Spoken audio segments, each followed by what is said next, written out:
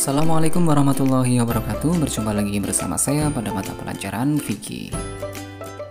Jadi pada pertemuan kali ini kita akan membahas mengenai sholat berjamaah. Nah, sholat berjamaah ini pada pertemuan sebelumnya sudah pernah kita pelajari dan sekarang kita melanjutkannya dengan pembahasan ketentuan sholat berjamaah. Nah, ketentuannya seperti apa? Nanti kita akan bahas bersama-sama. Namun sebelum saya memulai pelajarannya, saya menghimbau kepada adik-adik semua supaya ketika mengikuti pelajaran saya untuk membuka buku pelajarannya masing-masing, supaya nanti adik-adik bisa langsung mengetahuinya materinya di buku tersebut. Kemudian yang kedua, ketika mengikuti pelajaran saya harap supaya adik-adik tidak men-skip videonya ya, supaya nanti informasi yang saya sampaikan bisa adik-adik terima keseluruhannya, seperti itu. Dan langsung saja ke pembahasan yang pertama. Sebelum kita memulai pembelajarannya, lebih afdalnya kita membaca basmalah bersama-sama. Bismillahirrahmanirrahim. Jadi pembahasan pertama terkait tentang ketentuan sholat berjamaah, yaitu di sini kita akan membahas mengenai ketentuan imam dan makmum. Dan di sini dijelaskan bahwasanya sholat berjamaah yang terdiri atas imam dan makmum mempunyai aturan sendiri, mulai dari imam, makmum sampai pengaturan shaf sholat. Dan adapun dalam pembahasan ini terdapat pembahasan mengenai syarat imam dan syarat sebagai makmum. Yang pertama yaitu di sini ada syarat imam. Sebelum kita mengetahui syarat imam itu seperti apa, kita perlu ketahui dulu imam itu apa ya di sini ya. Jadi imam dalam sholat berjamaah itu adalah seorang yang diangkat untuk memimpin pelaksanaan sholat berjamaah. Secara umum ketentuan untuk menjadi imam adalah sebagai berikut, yaitu ya. Jadi pembahasannya ketentuannya sebagai imam adalah sebagai berikut ini. Ya ini ditonton sampai selesai supaya nanti pembahasannya bisa diterima secara keseluruhan supaya tidak terpotong-potong. Langsung saja ke syarat imam ya. Yang pertama yaitu ada orang yang lebih dalam ilmu agamanya. Kemudian yang kedua, orang yang lebih fasih bacaan Al-Qur'annya dan banyak hafalannya. Kemudian yang ketiga, orang yang lebih tua umurnya dan baik penampilannya. Kemudian yang keempat, orang yang berakhlak mulia. Kemudian selanjutnya berdiri di depan makmum, dan yang terakhir berniat menjadi imam. Nah, ini adalah syaratnya imam ya di sini ya.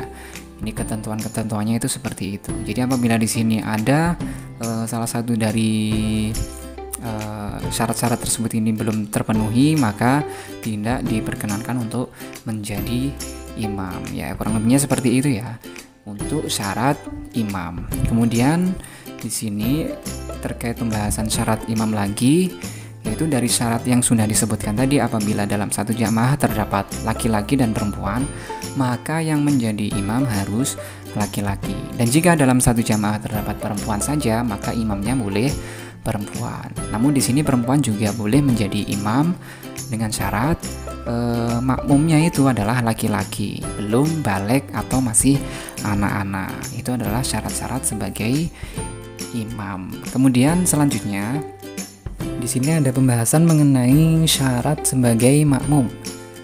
Ya, syarat sebagai makmum itu apa saja? Yang perlu kita ketahui pertama kali, makmum itu apa ya? Makmum itu adalah orang yang dipimpin oleh seorang imam dan menjadi pengikut di dalam sholat, atau orang yang ikut beribadah di belakang imam. Nah, ini perbedaannya imam dan makmum. Kalau imam itu adalah yang memimpin, dan kalau makmum itu adalah yang dipimpin oleh imam. Itu perbedaannya ya, sangat mudah sekali. Jadi diingat-ingat, saya ulangi lagi ya. Di sini perbedaannya antara imam dan makmum itu, kalau imam adalah yang memimpin sholat berjamaah, dan yang makmum ini adalah yang dipimpin oleh imam dalam berjamaah. Itu adalah pengertian mengenai makmum. Kemudian syarat-syarat makmum itu seperti apa? Ya, syarat makmum itu yang pertama berniat menjadi makmum. Kemudian yang kedua mengetahui dan mengikuti gerakan imam.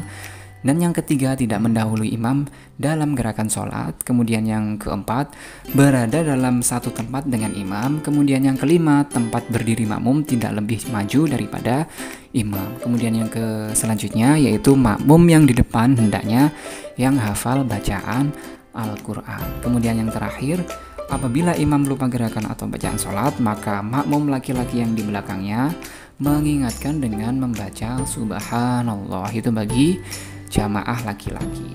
Itu ya. Apabila di situ jamaahnya perempuan, ya di situ imamnya perempuan dan juga makmumnya juga perempuan semua, maka cara mengingatkannya bagi imam laki-laki, imam perempuan adalah dengan menepukkan ya, sebagai isyarat bahwasanya bacaan atau gerakannya itu adalah salah. Ya, terlebihnya syarat makmum itu adalah seperti yang sudah saya sebutkan tadi.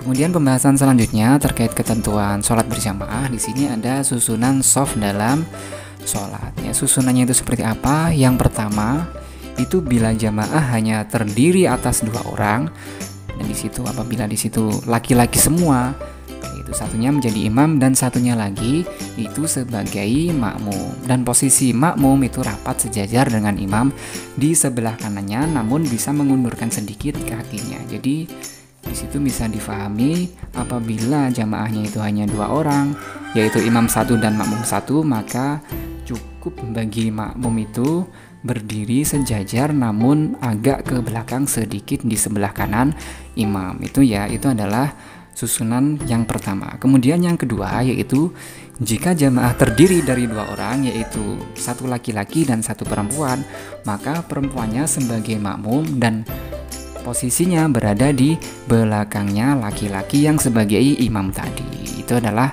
susunan yang kedua. Kemudian susunan shaf dalam sholat yang ketiga, yaitu jika jamaah terdiri atas 3 orang laki-laki, ya, semuanya laki-laki ketiga-tiganya, yaitu salah satu di antara 3 orang tersebut itu hendaknya menjadi imam, ya, hendaknya menjadi imam, dan 2 posisi makmum itu berada di belakang imam.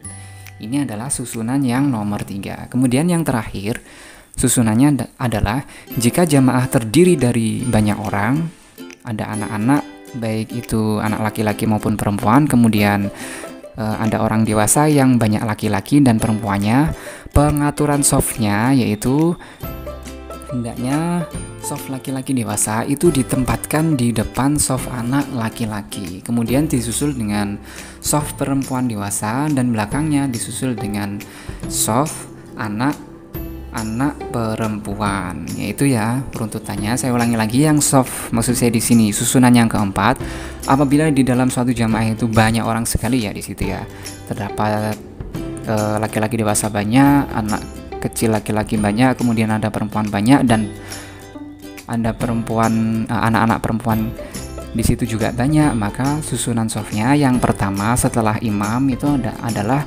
laki-laki dewasa. Itu adalah yang menempati shaf pertama. Kemudian belakangnya laki-laki dewasa ada anak laki-laki di belakang laki-laki dewasa tersebut.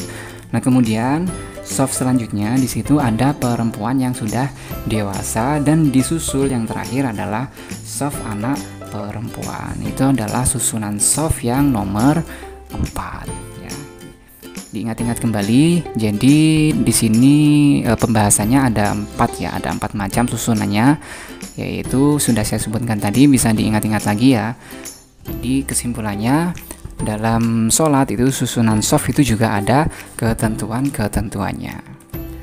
Dan kemudian pembahasan selanjutnya terkait dengan ketentuan sholat berjamaah. Di sini ada macam-macam makmum ya. Jadi macam-macam makmum ini dibagi menjadi 2 bagian. Yang pertama yaitu makmum muwafiq, dan yang kedua yaitu makmum masbuk. Makmum muwafiq itu apa? Ya, makmum muwafiq itu disebut juga dengan makmum yang mendapatkan kesempatan untuk membaca surat Al-Fatihah bersama imam, atau makmum yang mengikuti imam mulai dari awal sholat berjamaah.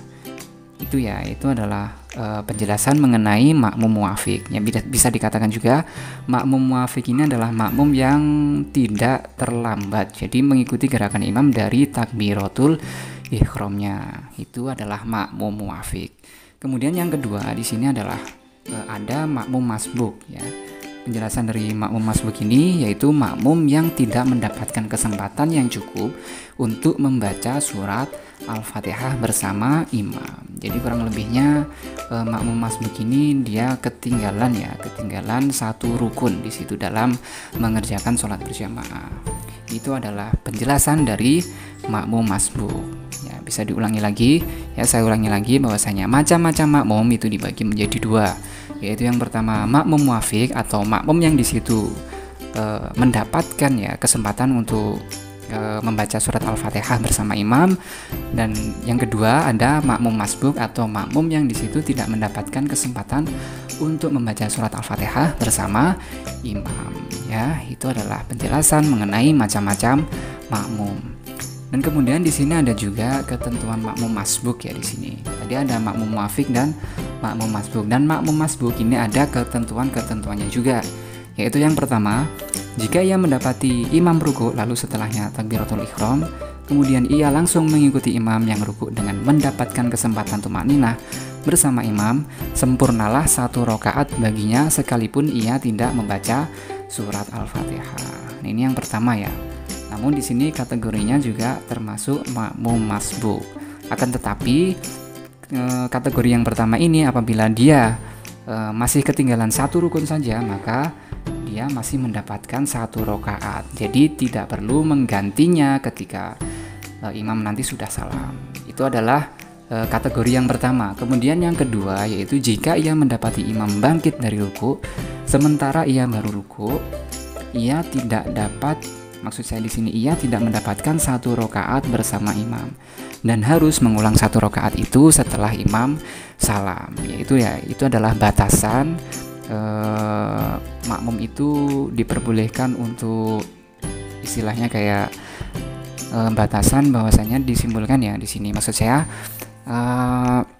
yang kedua ini apabila di sini makmumnya tidak mendapati rukun atau ketinggalan dua rukun, itu diwajibkan untuk mengganti rakaat yang sudah tertinggal tersebut. Akan tetapi apabila di situ hanya tertinggal satu rukun saja seperti tertinggal membaca surat Al-Fatihah dan sebagainya dan takbiratul ihram, maka di situ masih dihitung mendapatkan satu rakaat yang pertama.